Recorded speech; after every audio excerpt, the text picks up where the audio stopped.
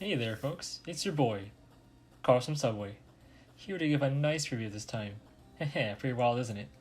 But before we jump into Spider-Man Homecoming, I just want to preface out, even though I'm a huge Spider-Man fan, I honestly thought that this movie was gonna be initially like around the time that it came out, I noticed there were a lot of movies that were set in high school, had adults portraying teenagers, typical jock or bratty bullies, and incomprehensible dialogue written by adults who have never heard a teenager speak. A bughead kiss, right now in the present, might be precisely what it takes to save a future bughead from imploding. What the fuck? Like, look at Tall Girl. You think anyone talks or acts like that in real life? And the level of bullying seen in those kinds of movies are pretty rare from where I went to school, so I just can't relate to them at all. But in Homecoming, there isn't any of that weirdness. Peter and Ned are kind of nerdy, but they don't get bullied or beaten up. They just get ignored. And they aren't that popular. Kind of like me in high school. And Flash is never like a giant asshole. He's just kind of a teasy douche. And they actually sound like high schoolers, which just actually sells the characters. He's a kid in this movie and he acts like one. Makes sense, right?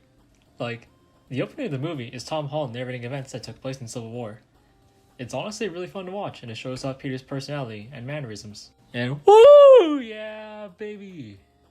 Now we get some of that sweet Spider-Man action. We get to see Peter stop a bike thief, do a backflip, assault an Asian man, and eat a churro. But no, I'm just messing with you. Peter notices these robbers with high-tech tools are going for ATMs, and he tries to confront them. He's kind of awkward, but in a fun way. Like, he doesn't know how to fully act as a hero yet, and it makes sense. He's still new to being Spider-Man. And even Aunt May feels wholesome. Seeing her and Peter kind of reminds me how my mom and I act sometimes. Also, before we move on, does nobody hear Peter when he mentions he met Captain America? Like, does Peter just blurt out so much random crap that everyone just ignores it? Do you know him too? Yeah, we met. I stole the shield. Anyways, Peter and Ned get invited to Lys's party, where Peter plans to show off his stand, the Spider-Man. But he ends up getting sidetracked and discovers that Michael Keaton is selling Warframe weapons. He tries to stop the deal, but he ends up getting thrown off the stage by Birdman.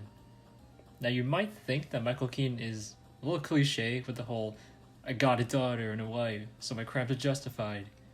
But he still feels kinda real. Like, the only dude we see him kill was by accident. The only thing I'm not too fond about is that the fact that he's Liz's dad. Other than that, I think as the first villain in this trilogy, he's fine. But anyways, we pick up back with Peter and Ned, tracking Michael Keaton's goons to figure out their base of operation.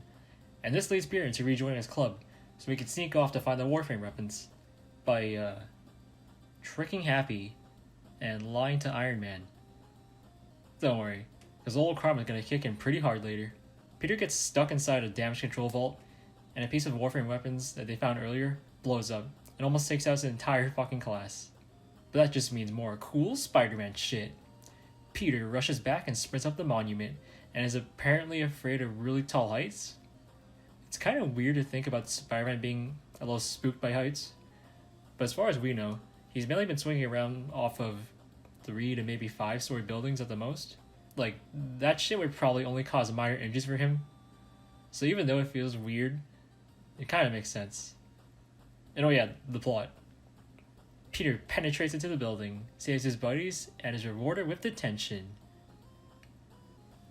And after that, we see Spider-Man interrogating Mr. Gambino and learns that another weapons deal is happening on the Staten Island ferry. And here's where karma really seeps in. Peter decides to kick some ass, but then ends up causing a mini explosion that splits the boat in half. But not to worry, because he's Spidey-Man, and ends up being 98% successful. Well, I guess that was a lie. And aw yeah, Sam Raimi's Spider-Man reference. And nope, just kidding. Iron Man saves the day, and has a dad talk with Peter before taking his PS5 away. But now, we get an even better Sam Raimi reference. Remember in those movies whenever Peter felt emotionally drained, beaten down, when he lost his powers, only to regain them when he took time to relax and appreciate the things in his life? Like, Peter gets to do that here, but he's also given a huge choice. He's spending all this time self-improving, hanging out with Ned, May, and even gets to go to homecoming with his crush. Like, that's pretty fucking cool. But on the way to homecoming, Michael Keaton is all like, "Thanks for saving my daughter. I won't ice you, bro." But it's holding a gun and just says, "Let me do my shit so I don't shoot you." And I get it. Peter's pretty nervous. He's probably thinking that, maybe I should just let him do this. It won't hurt me anymore. He gets to date his crush. His aunt is safe. But at the same time, I'm thinking, can't Peter just use his super strength to, put him in a full Nelson and report him to, Happy? Anyways, he walks into school and just has this moment where everything slows the fuck down. And he just has this self-realization that he can stop this. He can make a difference. He knows it's wrong. We don't hear his thoughts, but we see all in his face and how he feels. And besides, it wouldn't be a Spider-Man movie without a final action scene. So Peter blows off Liz, and with the might of a hormonal teenager, charges into battle. And then the Shocker kind of kicks his ass until Ned uses aimbot to cuck the Shocker. So now we're back into it. Spider-Man's gonna rush in and save the day, and he's stuck. And when I say stuck, I mean really stuck. Michael Keaton causes the support beams of a building to come down and crash onto Peter, pitting him underneath the rubble. And this is probably one of my favorite references to the comics. Except unlike in issue 33, Peter isn't struggling to save his aunt, or Ned, or even Liz. He's doing it to save himself. He's never been in a situation where he hasn't had someone to help him or prevent lethal danger.